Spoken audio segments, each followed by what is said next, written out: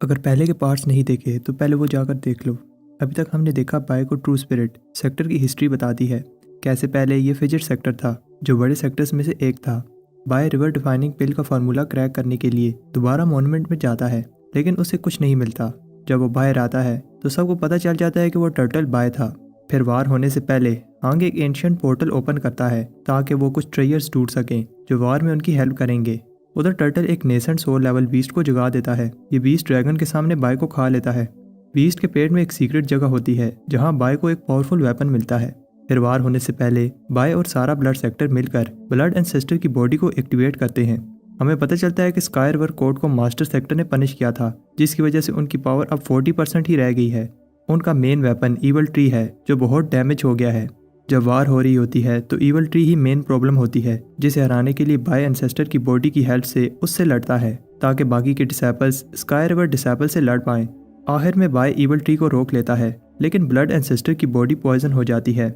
Evil tree को हराने के बाद अब मेन गोल माउंटेन गेट पर कब्जा करना है, लेकिन फॉरेस्ट में ट्विन एरे लगी होती है जो अगर एक्टिवेट हो गई तो फॉरेस्ट के सारे कल्टीवेटर मारे जाएंगे। बाय और सोंग के पास एक प्लान होता है, लेकिन बाय को टोंग रोक लेती है। जो टोंग से लड़ता है ताकि बाय अपना मिशन पूरा कर ले। बाय और सोंग ट्विन एरे को डिस्ट्रॉय कर लेते हैं, लेकिन जब बाय वापस आता है तो जो टोंग से हार गया होता है।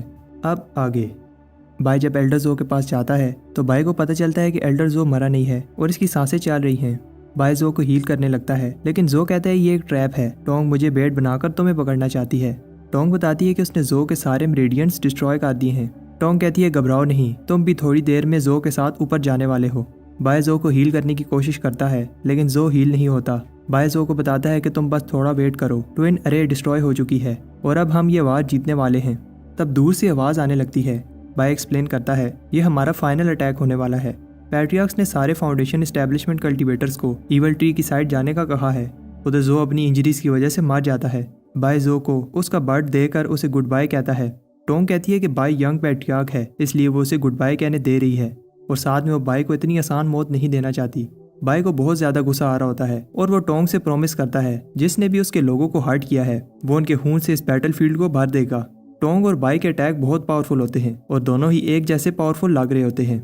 टोंग बाय की बॉडी रिफाइनिंग टेक्निक से शॉक होती है और इसकी पावर से पीछे हो जाती है, लेकिन तब बाय शॉक होता है जब Tong flora weaponising art use करती है। टोंग एक्सप्लेन करती है कि स्काई रिवर कोर्ट के डिसेपल्स की पावर बाय जैसे डाउनस्ट्रीम सेक्टर के डिसेपल्स से कई गुना ज्यादा है। बाय टोंग के अटैक से बहुत ज्यादा इंजर हो जाता है।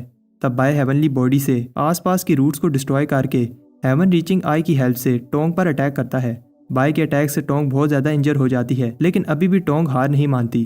टोंग मान लेती है कि बाय की बॉडी स्ट्रॉन्ग है, लेकिन फिर भी बाय की टेक्निक स्काई रिवर की फ्लोरा वेपनाइजिंग टेक्निक जितनी स्ट्रॉन्ग नहीं है। लेकिन तब टोंग शॉक होती है जब बाय फ्लोरा वेपनाइजिंग आर्ट से टोंग का अटैक रोक लेता है। टोंग ईवल ट्री की पावर लेती है, लेकिन बाय फिर भी उसका अटैक ब्लॉक कर रहा होता है। तब बाय हेवनली पाथ की पावर यूज करता है। बाय की एनर्जी वेव टोंग को पीछे धकेल देती है। टोंग को लगता है कि बाय को ईवल ट्री पावर दे रहा है, लेकिन बाय बताता है ये ट्री की नहीं उसकी अपनी पावर है। टोंग को बिलीव नहीं होता कि कोई इतनी यंग एज में इतना पावरफुल है। टोंग कहती है अब वो एक डाउनस्ट्रीम कीड़े से अपनी इंसल्ट नहीं करवाएगी। टोंग की बॉडी के अंदर बहुत ज्यादा एनर्जी आने लगती है। पास में ली लिक्शु से फाइट कर रहा होता है। लिक्शु कहता है इससे फर्क नहीं पड़ता, अगर अरे डिस्ट्रॉय हो गई है तुम्हारे फाउंडेशन एस्टेब्लिशमेंट कल्टीवेटर्स को इसकी बड़ी कीमत चुकानी होगी। लिक्शु को जहाँ टोंग होती है वहां से बहुत ज्यादा एनर्जी नजर आती है। उधर बाय को बिलीव नहीं होता टोंग अपने कोर को सेक्रीफाइस कर रही है। टोंग कहती है वो बाय जैसे डाउनस्ट्रीम कीड़े को दिखाएगी एक असली स्काई रिवर कोर्ट कल्टीवेटर की पावर क्या होती है। टोंग की सोल्जर आर्ट से बाय को पकड़ लेती है। टोंग की इस टेक्निक से इसकी पावर नेसेंट सोल कल्टीवेटर जितनी हो गई है। टोंग पावरफुल अटैक बनाती है और बाय से कहती है कि अब उसका खेल खत्म। बाय भी कोई अटैक रेडी करता है, लेकिन अचानक टोंग का अटैक बाय को लग जाता है। तब टोंग सरप्राइज होती है जब बाय को कुछ नहीं होता और बाय टोंग का अटैक पीछे धकेलने लगता है। बाय की वेव सारे एरिया में फैल जाती है। बाय कहता है अगर टोंग उसे मारने के लिए अपना कोर सेक्रीफाइस कर सकती है तो वो भी पीछे नहीं रहेगा। बहुत सारा पानी बाय के कंट्रोल में होता है। बाय के अटैक से टोंग दूर जाकर गिरती है। इस अटैक को दूर से देखकर ली और लिक्शु भी इसी डायरेक्शन में भागते हैं। तब बाय का डीमन बाहर आता है, जिसे देखकर हंग को समझ आ जाती है बाय ने एक बार फिर इम्प्रूवमेंट दिखाई है। लिन युआन भी ये देखकर इम्प्रेस होता है और जानना चाहता है कि क्लाउड में ये कैसा बीस्ट है। चैन भी इम्प्रेस होता है और इसे लगता है कि अगर बाय एक बार इस बीस्ट को पूरा समन कर ले तो इससे सारा ईस्टर्न सिटी हिल जाएगा। टोंग अपने साथी से हेल्प मांगती है, लेकिन बाय के बीस्ट का क्लॉ बाहर आ रहा होता है। तब अचानक बड़ा सा ब्लास्ट होता है। लिक्शु टोंग की हेल्प के लिए जाता है और अपने साथियों से कहता है कि ली को रोके रखो। कुछ टाइम बाद हम देखते हैं कि बैटलफील्ड डिस्ट्रॉय हो चुकी है और बाय टोंग से कहता है कि अब भागने का कोई रास्ता नहीं है। टोंग को पता है कि वो भाग नहीं सकती और बाय से कहती है कि वो उसे जल्दी से ख़त्म कर दे। बाय कहता है कि इतनी जल्दी भी क्या है, टोंग को खून का बदला खून से चुकाना होगा। लिक्शु बाय को आकर रोकता है और बैटलफील्ड की हालत देखकर हैरान होता है। टोंग की बॉडी और मेरिडियन टूट गए हैं और फाउंडेशन भी डिस्ट्रॉय हो चुकी है। टोंग ईवल ट्री की हेल्प से सांस ले रही है। लिक्शु उसे इस दर्द से छुटकारा देने के लिए मारने का डिसाइड करता है। लिक्शु बाय से कहता है कि टोंग उसकी कल्टीवेशन पार्टनर थी, उसके मरने से वो दुखी है और उसे गुस्सा भी आ रहा है, लेकिन इस बात से ज्यादा गुस्सा आ रहा है कि एक लो लेवल डाउनस्ट्रीम कल्टीवेटर हमारे स्काई रिवर कोड को नीचे दिखा रहा है। लिक्शु अपनी पावर दिखाता है जिसे बाय रोकने की कोशिश करता है लेकिन रोक नहीं पाता। बाय बहुत इंजर हो गया है लेकिन उसे पता है कि अगर उसे जिंदा रहना है तो उसे लड़ना होगा। लिक्शु कहता है कि एक दीमक सूरज के सामने क्या ही कर सकता है और अपने ड्रैगन को समन करता है। बाय अपनी अशूरा बॉडी समन करके लिक्शु के ड्रैगन को रोकने की पूरी कोशिश करता है। लिक्शु का ड्रैगन बहुत पावरफुल है जिसकी वजह से बाय की अशूरा बॉडी इंजर हो जाती है। बाय अपने न्यू वेपन की हेल्प से ड्रैगन के अटैक को रोकता है लेकिन लिक्शु बहुत पावरफुल होता है और इसका अटैक बाय की बॉडी में घुस जाता है। बाय अटैक के बाद खड़ा होता है। लिक्शु बाय की बॉडी रिफाइनिंग से इंप्रेस होता है। बाय छुप कर अटैक करता है लेकिन लिक्शु इसे रोक लेता है। लिक्शु इंप्रेस होता है कि बाय ने अटैक करने से पहले ब्लड की रिलीज की ताकि लिक्शु बाय का अटैक सेंस ना कर पाए। लिक्शु कहता है कि इस तरह के चिंदी अटैक से मुझे खरोच भी नहीं आएगी। बाय धुएं में माउंटेन शेकिंग अटैक करता है लेकिन लिक्शु आसानी से ब्लॉक कर देता है। बाय का थ्रोट लॉक मूव भी काम नहीं करता। लिक्शु को समझ आ जाती है बाय अटैक खाकर अपना अटैक करने की कोशिश कर रहा है। लिक्शु बाय का हाथ तोड़कर इसे जमीन पर फेंक देता है। लिक्शु एक के बाद एक अटैक करता है। बाय अपने बर्तन से अटैक ब्लॉक करता है। बाय लिक्शु के गोल्डन कोर लेवल अटैक से बहुत ज्यादा इंजर हो गया है। लिक्शु इंप्रेस होता है कि बाय फाउंडेशन एस्टेब्लिशमेंट लेवल पर होते हुए भी इसके सामने खड़ा हो पा रहा है। लिक्शु को समझ आ जाती है बाय का मरना कितना जरूरी है। उधर मास्टर ली भी बाय को बचाने के लिए आ रहे होते हैं। लिक्शु अपने सोल्जर से कहता है वो स्पिरिट सेक्टर वालों को कुछ देर और रोकें ताकि वो बाय को आराम से खत्म कर पाए। बाय एक और टेक्निक यूज करता है लेकिन लिक्शु बाय को नहीं छोड़ता। तब बाय अपने वेपन को एब्जॉर्ब करने का ऑर्डर देता है। लिक्शु को ना चाहते हुए भी पीछे हटना पड़ता है। लिक्शु को बिलीव नहीं होता कि कोई ऐसा वेपन भी है जो किसी की लाइफ एनर्जी को एब्जॉर्ब कर सकता है, लेकिन लिक्शु अभी भी कॉन्फिडेंट है बाय चाहे जितनी भी लाइफ एनर्जी एब्जॉर्ब कर दे उसका लेवल फाउंडेशन एस्टेब्लिशमेंट ही रहेगा। बाय को ये बात पता है उसे लिक्शु को हराने के लिए और पावरफुल बनना होगा। बाय अपनी बॉडी में बहुत ज्यादा एनर्जी सर्कुलेट करने लगता है। बाय कहता है अगर वो फाउंडेशन एस्टेब्लिशमेंट में लिक्शु को हरा नहीं सकता तो वो कोर फॉर्मेशन करेगा। लिक्शु को बिलीव नहीं होता कि बाय इस समय ऐसा कर पाएगा और इस पर अटैक करता है। तब लिक्शु बाय की पावर से पीछे हो जाता है। लिक्शु को समझ आ जाती है ये हेवनली पाथ की पावर है। हेवनली पाथ में कोर फॉर्मेशन के स्पेशल रूल्स हैं। कोर फॉर्मेशन के समय एक एनर्जी फील्ड कल्टीवेटर को प्रोटेक्ट करते हुए सारे अटैक्स को रोकेगी। ये एनर्जी बैरियर दूर से सारी बैटलफील्ड में नजर आ रहा होता है। ली हैरान होता है कि बाय लड़ाई के बीच में अपना कोर बना रहा है। लेजेंड में कहा गया है कि एक असली हेवनली पाथ फाउंडेशन कल्टीवेटर ही प्योर गोल्डन कोर बना सकता है। चैन और लिन युआन भी ये देखने के लिए एक्साइटेड होते हैं। पैट्रियक्स बताते हैं कि बाय की स्ट्रेंथ इस चीज पर होगी कि उसने कितने सी क्रिस्टलाइज किए हैं। 9 हेवनली लाइटनिंग गिरेंगी। हर एक लाइटनिंग पिछली वाली लाइटनिंग से ज्यादा दर्दनाक होगी। बाय अगर 6 लेवल्स भी कर लेता है तो काफ़ी है और अगर एक heavenly path golden core cultivator हमारे सेक्टर के पास आ जाए तो सेक्टर और स्ट्रॉन्ग बन जाएगा। ब्लड बैटिया कहता है कि अगर बाय 4 लेवल भी कर ले तब भी काफ़ी है क्योंकि वो चाहता है कि बाय सेफ्टी के साथ अपना कोर बनाए। लिक्शु बाय की इंसल्ट करता है क्योंकि बाय के पास हेवनली पाथ है लेकिन फिर भी वो इन्फीरियर कोर बना रहा है। तब लिक्शु भी हैरान होता है जब बाय के 9 सी एक साथ मिल जाते हैं। लिक्शु इंप्रेस होता है कि बाय ने स्ट्रॉन्ग बनने के लिए सारी लाइटनिंग को एब्जॉर्ब करने का डिसाइड किया है लेकिन ये करना इम्पॉसिबल है। बाय के साथी भी इंप्रेस होते हैं। सोंग कहता है कि हमें भी जल्दी से स्काई माउंटेन गेट को डिस्ट्रॉय करके अपना मिशन पूरा करना होगा। सोंग जाने से पहले बताता है कि बाय पागल हो गया है, वो इस हालत में 9 लाइटनिंग एब्जॉर्ब नहीं कर पाएगा। एक एनिमी TNU से रहम की भीख मांग कर कहता है उसे खुश होना चाहिए क्योंकि उसका साथी बाय कोर फॉर्मेशन कर रहा है। TNU जेलस होकर एनिमी को मार देता है। TNU सोचता है कि अभी भी 7 और लाइटनिंग बाकी हैं और उसे पता है कि बाय इस हालत में उन्हें सह नहीं पाएगा और ये चीज वो अपनी आंखों से देखना चाहता है। स्काई रिवर एल्डर कहता है कि वो बाय को कोर बनाने के लिए रोक नहीं सकते लेकिन वो बाय का ध्यान खराब कर सकते हैं। एल्डर सारे गोल्डन कोर कल्टीवेटर्स को ऑर्डर देता है लेफ्ट बैंक की एयर स्पेस को लॉक करके फाउंडेशन एस्टेब्लिशमेंट कल्टीवेटर्स पर अटैक कर दो। रिवर डिफाइंग पैट्रियार्क कहते हैं बाय का लाइटनिंग से बचने का चांस थोड़ा है, इसलिए हमें बाय को सेव करने के लिए लेफ्ट बैंक को प्रोटेक्ट करना होगा। पैट्रियार्क सब गोल्डन कोर कल्टीवेटर्स को ऑर्डर देते हैं लेफ्ट बैंक की एयर स्पेस को प्रोटेक्ट करो। उधर बाय बहुत दर्द में होता है और लाइटनिंग ट्रेबुलेशंस को सह रहा होता है। लिक्शु एल्डर के प्लान से इंप्रेस होता है जब तक बाय कोर बना रहा है, स्काई रिवर कोर्ट के golden core cultivators left bank में river defining foundation establishment cultivators का खेल खत्म कर देंगे। बाय अपने टीममेट से कहता है कि रुक जाओ, आगे मत बढ़ो, लेकिन देर हो जाती है। लिक्शु और उसके दूसरे golden core cultivators sky river court के फाउंडेशन एस्टेब्लिशमेंट कल्टीवेटर्स को बेरहमी से मारने लगते हैं। उधर TNU बहुत सारे एनिमी से लड़ रहा होता है और तब उसके टीममेट्स उसे एक डेंजरस अटैक से बचाते हैं। उसकी टीममेट्स को समझ नहीं आ रही कि एनिमीज ने जाल बिछाया है, लेकिन फिर भी TNU अंधाधुंध एनिमीज में घुस रहा है। वो उससे पूछते हैं क्या तुम मरना चाहते हो। TNU कहता है कि हमारे बहुत सारे लोग बाय की कोर फॉर्मेशन की वजह से उसे प्रोटेक्ट करते हुए मारे गए। लिक्शु बाय के सामने बहुत सारे कल्टीवेटर्स को काट रहा होता है और एक रिवर डिफाइनिंग कल्टीवेटर को सर से पकड़कर कहता है, देखो अपने यंग पैट्रियार्क को, तुम लोग एक वीक के लिए अपनी जान दे रहे हो। बाय लिक्शु को कहता है कि रुक जाओ, लेकिन रिवर डिफाइनिंग कल्टीवेटर कहता है उसे खुशी है कि वो अपने सेक्टर के लिए जान दे रहा है। अगर यंग पैट्रियार्क कोर बना लेते हैं तो हमारे बहुत सारे भाइयों की जान बच पाएगी। लिक्शु उस कल्टीवेटर की बहादुरी से इंप्रेस होता है, लेकिन फिर उसका गला दबाकर उसे बाय के सामने मारने लगता है। बाय बैरियर से निकलकर उस कल्टीवेटर की हेल्प करना चाहता है, लेकिन लिक्शु उस कल्टीवेटर को मार देता है। बाय सोचता है कि अब वो और कल्टीवेटर की जान जाते हुए नहीं देख पाएगा। बाय को गुस्सा आ जाता है। लिक्शु बताता है कि हेवनली लाइटनिंग कोर बनाने में हेल्प तो करती है, लेकिन जरा सी गलती से तुम्हारी सोल भी डिस्ट्रॉय हो सकती है।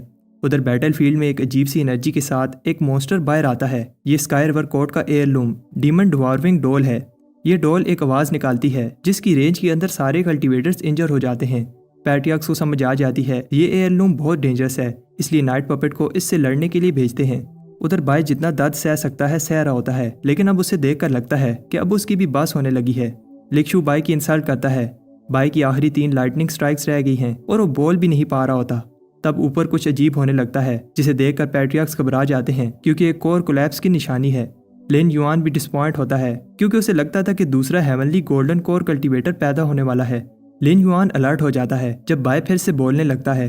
बाय कहता है कि अगर सारी हेवनली लाइटनिंग एक साथ गिर जाए तो वो सह लेगा।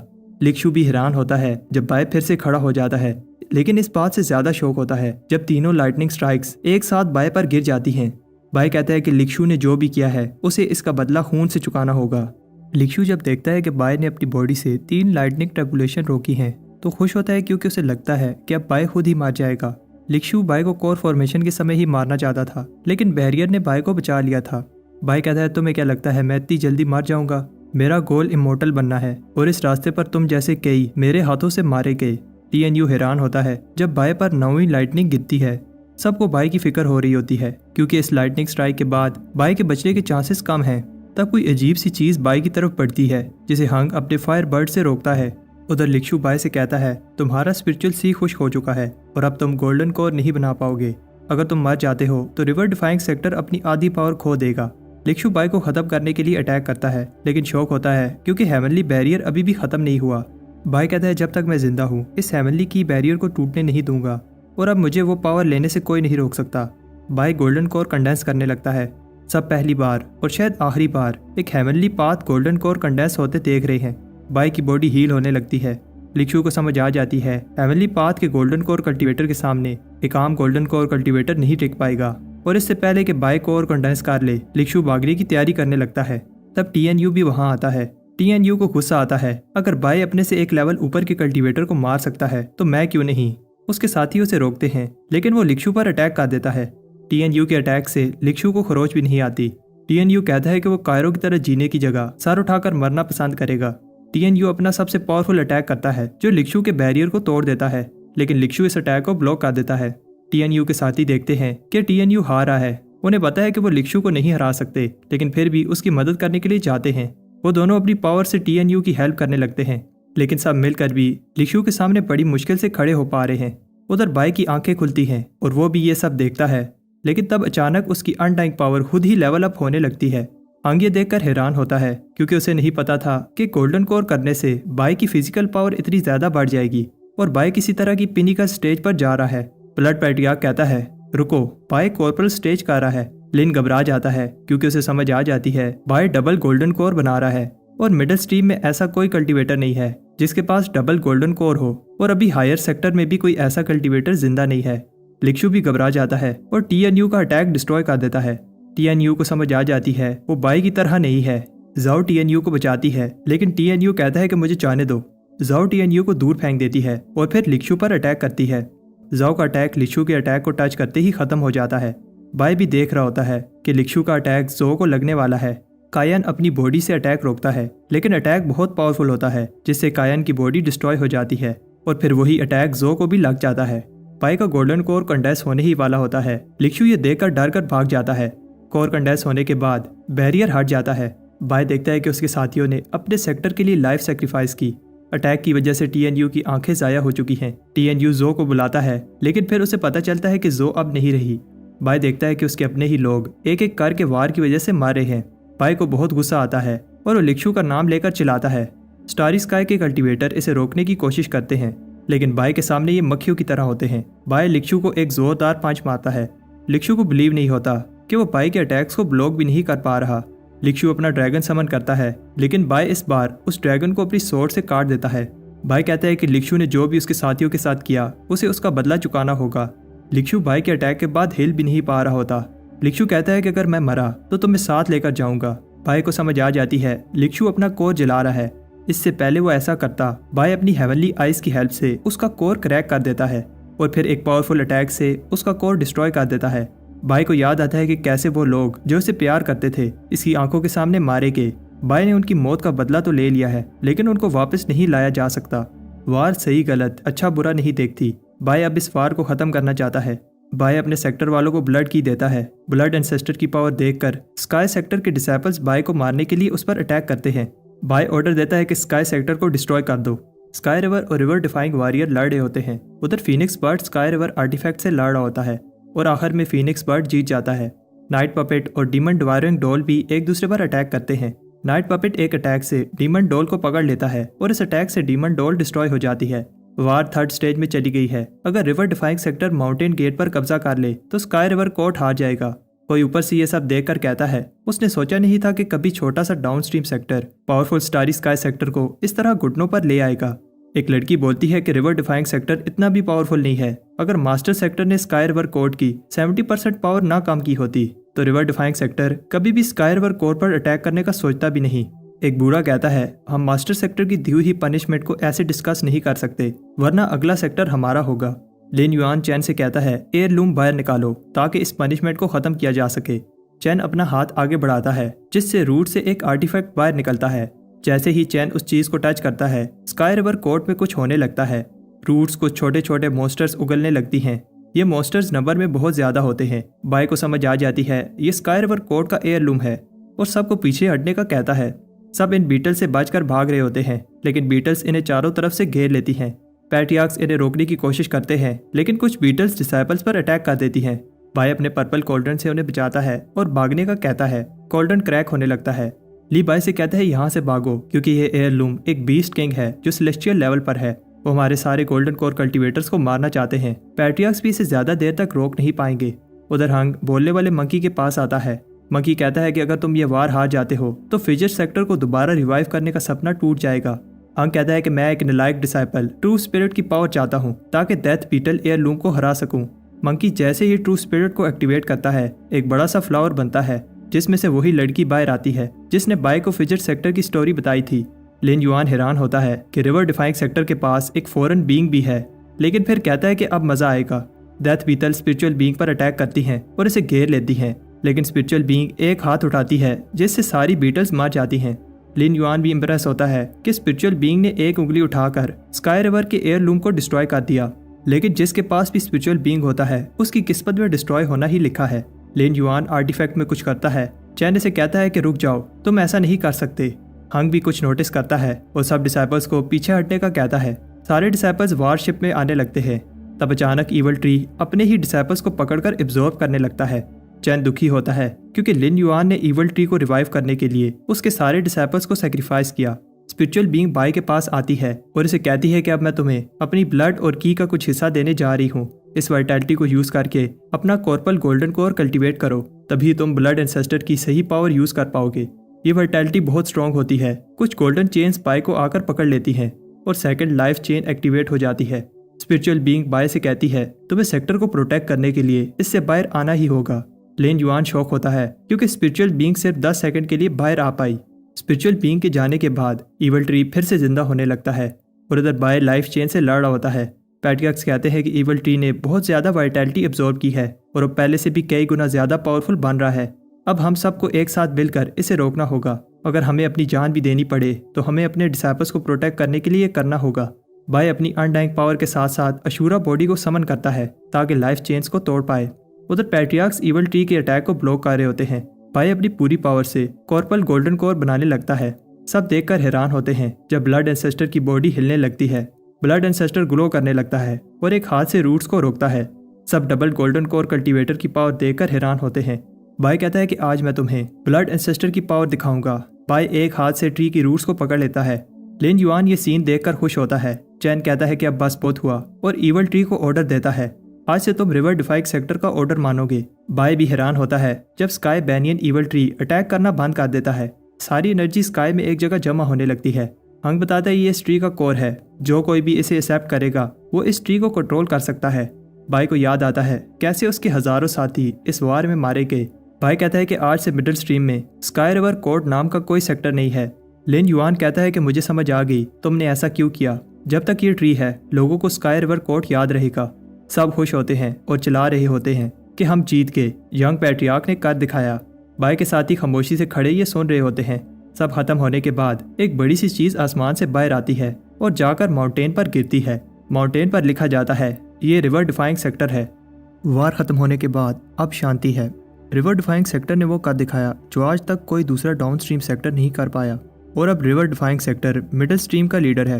हंग बताता है कि चारों सेक्टर के पैट्रियार्क्स ने ये डिसीजन लिया है 200 साल बाद रिवर डिफाइंग सेक्टर की मैनेजमेंट चेंज होगी। पहले जो सेक्टर रिवर डिफाइंग सेक्टर को मैनेज करेगा वो स्पिरिट सेक्टर है। यंग सेक्टर लीडर होगा। कुछ और इम्पोर्टेंट चीज़ें भी हैं जिनमें सबसे इम्पोर्टेंट सेक्टर की सेरेमनी है। किसी हाई स्टेटस वाले को ये रिस्पॉन्सिबिलिटी उठानी होगी। सबको लगता है कि ये रिस्पॉन्सिबिलिटी बाय को मिलेगी, लेकिन हंग ये रिस्पॉन्सिबिलिटी यंग को दे देता है। बाय सोचता है कि मुझे ये रिस्पॉन्सिबिलिटी नहीं चाहिए, मैं शो ऑफ नहीं करता। अगली इंपॉर्टेंट चीज़ सेक्टर को गार्ड करने की है। बाय समझता है कि रिस्पॉन्सिबिलिटी उसे मिलेगी, लेकिन हंग ये रिस्पॉन्सिबिलिटी ब्लड स्ट्रीम को दे देता है। बाय कहता है कि ये कपड़े मुझे बड़े हैं इसलिए मैं गिरने वाला था। हंग अगली इंपॉर्टेंट रिस्पॉन्सिबिलिटी सेक्टर रिपेयर बताता है। बाय सोचता है ये काम सेफ है। इससे पहले हंग ये रिस्पॉन्सिबिलिटी किसी और को देता। बाय कहता है कि सुप्रीम पैट्रियार्क ये रिस्पॉन्सिबिलिटी मुझे दे दें। हंग बाय से कहता है कि ये तुम्हारे स्टेटस से छोटा काम है। बाय कहता है कि नहीं, सबसे छोटा पैट्रियार्क होते हुए मैं डिसाइपल्स के साथ मिलकर ये काम करना चाहता हूँ। उधर ग्रेवयार्ड में वही लड़की जो घुसपैठिया बनकर स्पिरिट स्ट्रीम में आई थी एक एनर्जी सेंस करती है। तब अचानक उसे पता चलता है यहाँ फॉलन सोर्ड की मेमोरी सील है। वो खुश होती है क्योंकि अब उसे बहुत ज़्यादा पावर मिलने वाली है। उधर शान कहता है कि ये कैसी इवल एनर्जी है। उस लड़की को कुछ टूटी फूटी मेमोरीज दिखती हैं। वहाँ बाय नज़र आता है। वो लड़की कहती है अगर मुझे वापस जाना है तो कुछ और टाइम बाय को ऑब्जर्व करना होगा। शान और उसकी टीम कुछ अजीब देखकर डर जाते हैं और उन्हें लगता है कि यहाँ भूत है। उधर हंग बोर हो जाता है जब बाय एक्सप्लेन कर रहा होता है कि वो काम कैसे कैसे करेगा। बाय कहता है तो कैसा लगा मेरा प्लान।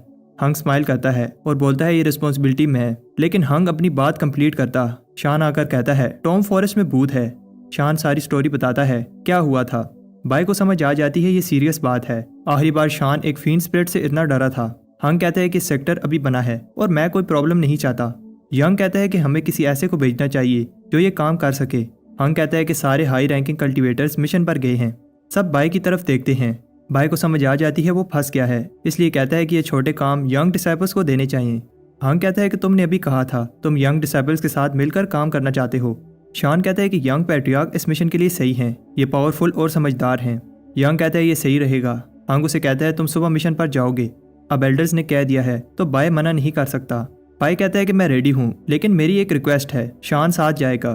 जंगल में बाय अगरबत्ती जलाकर भूत से कहता है तुम जो कोई भी हो, हमारी तुमसे कोई दुश्मनी नहीं है। वार खत्म हो चुकी है, इसलिए तुम भी शांति से रहो, हम तुम्हें अब तंग नहीं करेंगे। शान आसपास देख रहा होता है जब बाय से पीछे से आवाज़ देकर डरा देता है। शान कहता है कि मुझे यहाँ कुछ ठीक नहीं लग रहा, हमें चलना चाहिए। तब वो दोनों नीचे एक स्केल्टन को देखकर डर जाते हैं। बाय शान से कहता है तुम एक एक्सपीरियंस शामन हो, एक स्केल्टन से डर गए। बाय कहता है कि एक सेकंड, वार में जितने भी डिसाइपल्स मरे थे उन्हें तो ग्रेवयार्ड में दफन किया गया था, ये स्केल्टन्स यहाँ क्या कर रहे हैं। शान तुम इस जगह को जानते हो, आगे रहकर रास्ता दिखाओ। वो दोनों डरते हुए आगे बढ़ रहे होते हैं। तब अचानक शान गायब हो जाता है। बाय देखता है किसी ने बॉडी से सब कुछ एब्जॉर्ब कर लिया है और हड्डियां भी नहीं छोड़ी। उधर शान भी सोचता है बाय कहाँ गया, और तब उसे अपनी आंखों पर बिलीव नहीं होता जब वो एक ग्रेव स्टोन पर अपना नाम लिखा हुआ देखता है। शान को किसी लड़की की हंसने की आवाज़ आती है और फिर वो डर कर बेहोश हो जाता है। बाय भी एक लड़की की हंसने की आवाज़ सुनता है और तब अचानक उस पर कोई अटैक कर देता है। वो लड़की कहती है, ये बैरियर मैंने तुम्हारे लिए ही बनाया था क्योंकि मैं देखना चाहती थी तुम में ऐसा क्या खास है। इस बैरियर में बाय की हेवन रीचिंग आइज भी काम नहीं करती। बाय एक कोल्ड एनर्जी सेंस करता है। ऐसी ही एनर्जी बाय ने पहले भी सेंस की थी।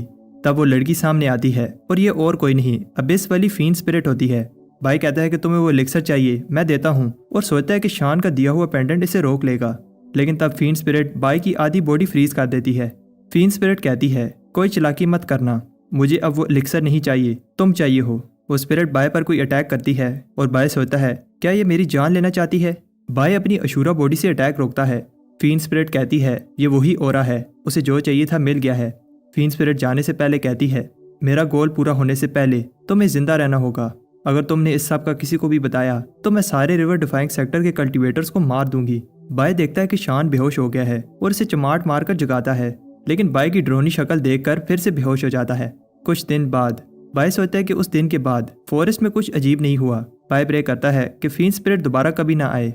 बाय हंग को रिपोर्ट करता है, मिशन कंप्लीट हो गया है। हंग कहता है कि पता चला ये किस वजह से हुआ था। बाय को फीन स्पिरिट की धमकी याद आती है। बाय हंग से झूठ बोलता है, ये एक बीस्ट का काम था और बहुत सारे डिसेबल्स को देखकर वो भाग गया। हमने सारी हड्डियां वापस ग्रेवयार्ड में डाल दी हैं। हंग कहता है कि सेक्टर अभी बना है, इसलिए इस बात को सीक्रेट रखना, वरना सब लोग डर जाएंगे, लेकिन इससे किसी को भी पता नहीं चलेगा कि तुमने ये प्रॉब्लम सॉल्व की है।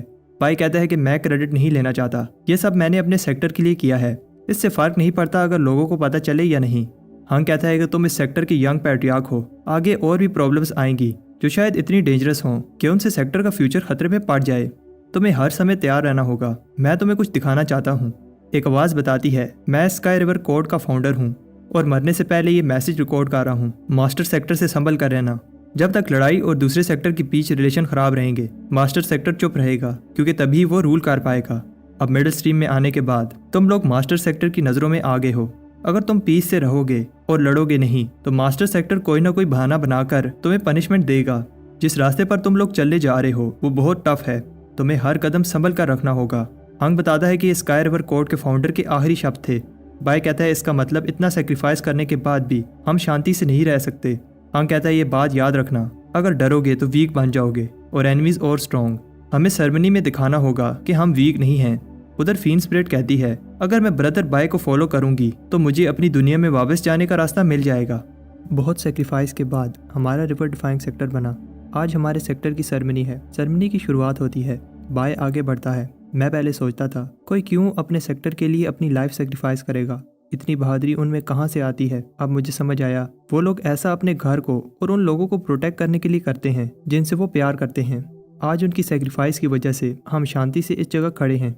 माउंटेन गेट्स को ओपन किया जाता है। बाय बताता है कि आज से ये हमारा घर है।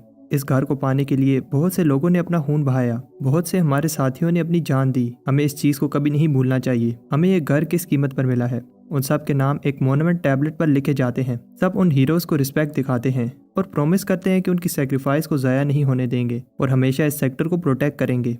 कल्टीवेशन के इस सफ़र पर चलने से पहले मैं सोचता था कि कल्टीवेटर बनने के बाद लाइफ ईजी हो जाएगी, लेकिन मुझे अब पता चला इस कल्टीवेशन वर्ल्ड में लाइफ का कोई भरोसा नहीं है। मुझे अभी भी लगता है कि एल्डर जाओ जिंदा हैं और इसी सेक्टर में कहीं हैं। वो सब लोग हमें छोड़कर चले गए और उनकी बस यादें ही रह गई हैं। बाय को याद आता है जब उसने TNU से पूछा था, क्या तुम सच में जा रहे हो। TNU कहता है, मेरा डाउ हार्ट और स्पिरिट सोर्ड डिस्ट्रॉय हो चुकी हैं और अब मैं अपनी बची हुई लाइफ स्पिरिट स्ट्रीम सेक्टर में शांति से गुजारना चाहता हूँ। यंग पैट्रियार्क अपना ख्याल रखना। टीडान भी बाय को देखकर दुखी हो जाता है। बाय खुद से कहता है, मैं अब किसी और इनोसेंट को मरने नहीं दूंगा। बाय को जो ने जो रिबन दिया था उसे हवा में छोड़ देता है। तब वहाँ हंग आता है और बाय को बताता है वो सेरेमनी में बाय से इम्प्रेस हुआ और अब हंग को लगता है अगर वो ना भी हुआ तो बाय सेक्टर को संभाल लेगा। हंग बाय से कहता है, तुम जानते हो हमने वार जीत ली है लेकिन बहुत कुछ खोया है। अभी सबसे बड़ी प्रॉब्लम दूसरे मिडिल स्ट्रीम सेक्टर्स हैं जिनकी हमारे सेक्टर पर नज़र है। Sky river code middle stream का दूसरा बड़ा सेक्टर था और अब वो सारे रिसोर्सेज हमारे हैं, लेकिन ये बात दूसरे मिडिल स्ट्रीम सेक्टर्स को अच्छी नहीं लगेगी। दूसरे चारों मिडिल स्ट्रीम सेक्टर के पास सेलेस्टियल लेवल पैट्रियार्क्स हैं। बाय कहता है कि जितना मैं जानता हूँ सेलेस्टियल लेवल एक ऐसा लेवल है जिसमें नेचर की एनर्जी को यूज़ कर सकते हो। इसका मतलब सेलेस्टियल लेवल की कल्टीवेशन की कोई लिमिट नहीं है। हंग कहता है कि सही कहा, सेलेस्टियल लेवल और नेसेंट सोल में बहुत डिफरेंस है। अगर चारों सेक्टर के सेलेस्टियल लेवल पैट्रियार्क्स हम पर मिलकर अटैक करें तो उन चारों के सामने अगर हमारा पूरा सेक्टर भी लड़े तो हमारा बचना मुश्किल है। इसलिए सारे पैट्रियार्क्स ने क्लोज डोर कल्टीवेशन करने का डिसाइड किया है। अभी हमारे पास बहुत सारे स्पिरिचुअल रिसोर्सेज हैं। अगर हम में से कोई सेलेस्टियल लैंड में पहुंच जाए तो सेक्टर थोड़ा सेफ हो जाएगा। भाई पूछता है अगर पैट्रियार्क्स नहीं होंगे तो सेक्टर को कौन संभालेगा। हंग कहता है हमारे बाद तुम यंगेस्ट पैट्रियार्क हो, तुम्हें ये बड़ी रिस्पॉन्सिबिलिटी संभालनी होगी। जब तुम रेडी हो जाओ तो मुझे हाल में आकर मिलो। अगली सुबह भाई हंग को हाल में मिलने जाता है। हंग पूछता है क्या तुम रेडी हो। भाई कहता है मैं स्पिरिट सेक्टर का यंग पैट्रियार्क सेक्टर को प्रोटेक्ट करने के लिए रेडी हूँ। हंग कहता है तो फिर ठीक है, मैं तुम्हें ये 3 अर्थ ग्रेड टायर्स देता हूँ जो नेशन सोल लेवल के हैं। एक टेलीपोर्टेशन, दूसरा डिफेंस और तीसरा अटैक करने के काम आएगा। तुम रिवर डिफाइंग सेक्टर को रिप्रेजेंट कर रहे हो, इसलिए तुम्हें ये पावरफुल टायर्स दे रहा हूँ। मैं चाहता हूँ कि तुम ये रिस्पॉन्सिबिलिटी अच्छे से संभालो। भाई कहता है आप फिक्र मत करें, मैं आपको निराश नहीं करूँगा। तब वहाँ वही मंकी आता है। भाई देखता है ये तो वही मंकी है जिसने प्रोफाउंड स्ट्रीम के साथ वार में हेल्प की थी। भाई को बिलीव नहीं होता ये मंकी हंग का मास्टर है और हंग का मास्टर अभी भी जिंदा है। फिर भाई को याद आता है ये तो वही हरामी मंकी है जिसने उसका एलिक्सर खा लिया था। हंग कहता है तुम मास्टर से इस तरह बात नहीं कर सकते, माफ़ी मांगो। भाई माफ़ी मांगता है। मंकी बताता है मैं बहुत पहले मर गया था लेकिन तुम्हारे एलिक्सर ने मुझे जिंदा कर दिया। मुझे नहीं पता मेरा और तुम्हारा या फिर तुम्हारा और फिजिक्स सेक्टर का क्या कनेक्शन है। भाई पूछता है क्या आप भी फिजिक्स सेक्टर से हो। मंकी बताता है तुम मेरी मास्टर ट्रू स्पिरिट से मिल चुके हो, इसलिए मैं तुम्हें फिजिक्स सेक्टर की सीक्रेट टेक्निक दे रहा हूँ। स्पिरिट सेक्टर की सारी टेक्निक्स इन्हीं टेक्निक से बनी हैं। भाई अपने अंदर एक अजीब सी पावर फील करता है। मंकी कहता है मैं होप करता हूँ तुम इसे अच्छे से यूज़ करोगे और वो गलतियाँ नहीं करोगे जो फिजिक्स सेक्टर ने की थी। भाई रिस्पेक्ट दिखाता है। तब एक आवाज़ भाई से कहती है ये मंकी इतना भी पावरफुल नहीं है। भाई कहता है ये कैसी आवाज़ है। हंग बताता है ये ब्लड स्ट्रीम के फाउंडर हैं। भाई उन्हें भी रिस्पेक्ट दिखाता है लेकिन वहाँ एक रैबिट को देखकर हैरान होता है। तब वो रैबिट भाई पर अटैक कर देता है। भाई कहता है ओ शिट, मैं तो इस रैबिट को मारने की कोशिश कर रहा था। भाई रैबिट से माफ़ी मांगता है और कहता है कोई गलत फहमी है, नहीं पूरी फैमिली ही गलत है। आपका दिल बहुत बड़ा है, मुझे विश्वास है कि आप मुझे माफ़ कर दोगे। रैबिट कहता है घबराओ नहीं, मैं बस तुम्हारी टेक्निक्स चेक करना चाहता हूँ। भाई कहता है इसमें मेरी गलती नहीं थी, आप ही लोगों के राज बता रहे थे। रैबिट कहता है कि तुम मुझे मारने की कोशिश करते रहे। कुछ टाइम बाद दोनों थक जाते हैं और डिसाइड करते हैं कि 3 गिनने पर दोनों एक दूसरे को छोड़ देंगे। लेकिन रैबिट भाई को नहीं छोड़ता और एक जोरदार किक मारता है। वो दोनों फिर से लड़ने लगते हैं। मंकी और हंग ऊपर खड़े ये सब देख रहे होते हैं। भाई कहता है ये सब एक गलत फहमी थी, मुझे माफ़ कर दें, मैं माफ़ी मांग तो रहा हूँ। रैबिट एक किक से पेड़ के 2 टुकड़े कर देता है। तब भाई कुछ वर्ड्स बोलता है जिससे रैबिट रुक जाता है। जब रैबिट ठीक होता है तो उसे भाई पर बहुत गुस्सा आता है, लेकिन भाई फिर से वो वर्ड्स बोलकर रैबिट को रोक देता है। उधर पैट्रियार्क लिन युआन रिवर डिफाइंग सेक्टर पर नजर रख रहा होता है और तब उसे एक आदमी बताता है स्टार डोमेन, डाउ डोमेन और पिनिकल डोमेन एग्रीमेंट के लिए रेडी हैं। लिन युआन कहता है कि उन्हें कहो स्काई डोमेन भी रेडी है।